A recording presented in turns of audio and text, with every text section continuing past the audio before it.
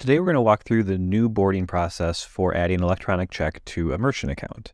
So we have a merchant here that is set up for credit card processing only, and they want to get electronic check set up. So starting this is just the same as it's always been. You add an electronic check processor, choose electronic check, and we're just going to make it offered immediately. Leave everything as the default, that's fine, and now we're good. So when we activate the pending services for them, this is going to put the application into a pending state as it always has. So down here, we have the application, it's pending, here's the ID number for the app. Now the merchant's going to get this email. It's simplified from what merchants have received in the past, and that's because the new application guides them through the process a lot better than before. They can just click Start Application to get started. Okay, so we are in the application now, and we can see the documents that we'll need for later, and we think it'll take 5 to 10 minutes. In our testing, this is a pretty reasonable time as long as they can get the documentation they need quickly.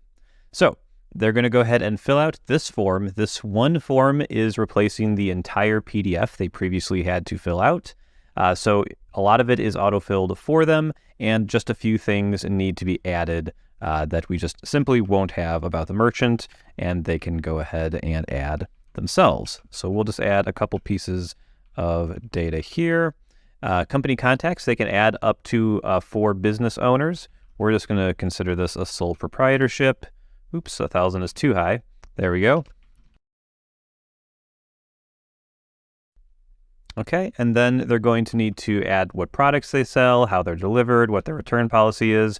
We're just going to do placeholders for now, information on marketing, and then where do you take payments? So these are what SEC codes need to be set up with. They're tried to be communicated with plain English to make them as easy to understand as possible, but if you know what you're looking for, web, POP, PPD, and CCD, and TEL are all clearly laid out here. So if they don't need TEL, PPD, CCD, or POP, they're only going to be taking web payments, then they can go ahead and just make sure these are all good and continue from there.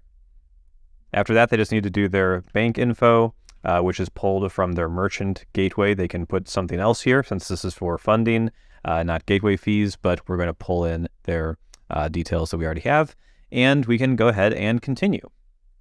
Which brings us to the document center where the merchant can upload the supporting documentation that Paya requires. So we already have those available on the desktop. We're just going to drag them all in. There's the voided check and there's the business license. You can also click to just browse your computer for files, but drag and drop is easier. You can also upload multiple files for each of these, but we need at least one for each category. So let's go ahead and hit continue. And that brings us to the final page of the application. This is going to show them actually the PDF that they would have had to fill out manually themselves. It's going to be filled out with everything they need, all the terms and conditions, the personal guarantee, that's all here so they can read through it. They can also download the PDF so they can have a copy for their records. And once they agree to everything here and they agree that it's all as accurate as can be, they check the box and submit the application.